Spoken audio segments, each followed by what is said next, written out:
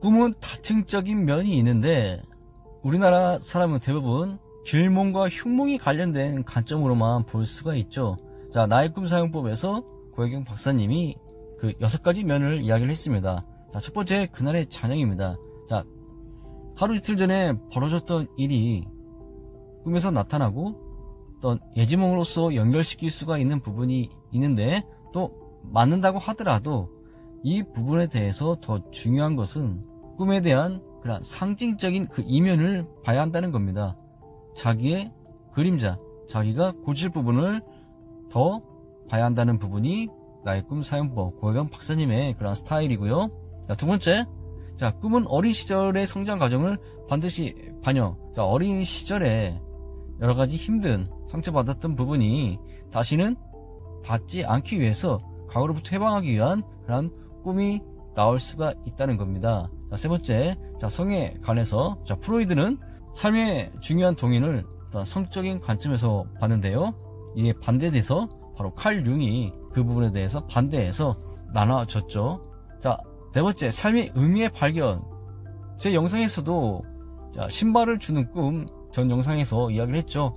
자, 그래서 자기의 그 삶 속에서 직업에 대해서, 정체성에 대해서 그 나오는 꿈이 나올 수 있다는 겁니다. 그래서 꿈을 볼 때, 꿈작업 할 때 이게 나의 삶의 방향성에 대해서, 정체성에 대해서 나오는 여부까지도 있다는 부분 이야기를 해 드렸죠. 자, 다섯 번째, 힘에 대한 욕구나 권력에 대한 의지.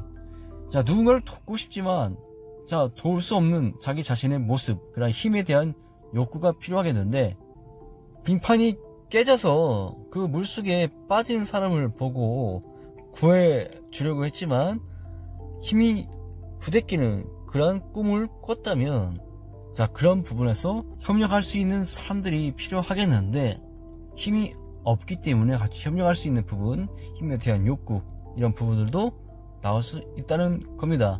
자, 육체적인 건강은요, 어떤 집이 있을 때 나의 집이 된다면 나의 몸의 상태가 되기 때문에 그 집 안에서 어떤 수리할 곳이 있다면 나의 몸의 병을 살펴볼 부분이 있다는 부분도 이야기를 해드렸죠. 그래서 꿈을 꾸고 나서 상징적인 면을 보면서 6가지 측면, 또 다양한 또 측면이 있겠죠. 이런 부분들을 생각하면서 이게 100% 맞다라는 그런 마음을 갖는 게 아니고 마음을 열어놓고 생각의 폭을 더 열어놔서 꿈 작업을 해야 한다는 그런 부분이 바로 나의 꿈 사용법 고혜경 박사님의 스타일이 되겠습니다. 다음에 인사드리겠습니다.